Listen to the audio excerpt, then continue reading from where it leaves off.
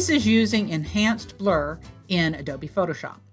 So Adobe has a lot of choices when you want to make something blurred. We have, of course, the blur tool, which is right here. You can blur things. Let me zoom in, Alt scroll. You could blur things just a little bit at a time if you want to use that blur tool. And that works pretty well, but if we wanted to blur a large area, hopefully you can see that changing. If we wanted to do a large area, that would not work. I'm going to undo that, Control Z. Let's go to some of the other choices. So filter has a regular blur filter. My favorite one is the Gaussian Blur, which is just going to blur everything. You can adjust it and it puts it on there. And I love the Gaussian Blur. I use it all the time. Let's look at some other choices. The best way to deal with this is to go into Filter, Blur Gallery.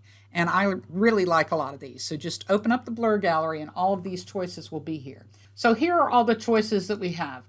Field, Iris, Tilt, Shift, Path, and Spin. My favorite is Tilt Shift, but we'll start at the top. This is just an enhanced Gaussian blur. And you can move where it kind of starts. I don't know that it's going to make that big of a difference on this photo. Let's say if we have 3 different points, you can kind of blur this part a little bit more than say this part. So field blur is, there we go. So field blur, you can add a bunch of different points depending on how much processing your computer has. Field blur is a lot of fun. The next one, I'm going to turn this one off. You can have multiple blurs on at one time.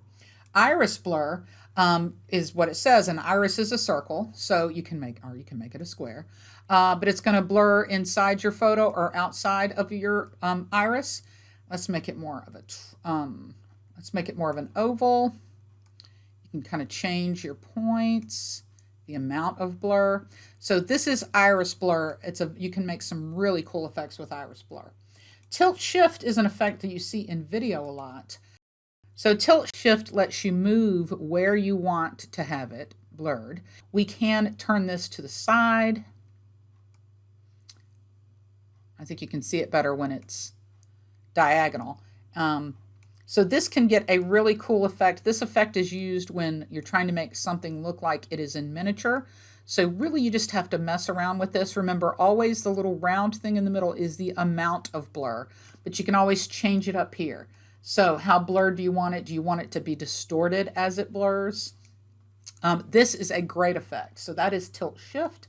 Path blur is exactly what it says. That would work good if you're doing, say, a car that you want it to be in motion. You would just say which direction. Actually, I think this one, it makes sense for it to go this way. Maybe there's wind. And let's really blur that. So that is path blur. And then spin blur is exactly what it says. It is going to spin, and we could open this up. So that is the blur gallery. If you've never messed with it, there are a lot of choices. In fact, let's go ahead and turn on more than one at a time. Oh, look at there. So mess around with the blur gallery. It is a lot of fun.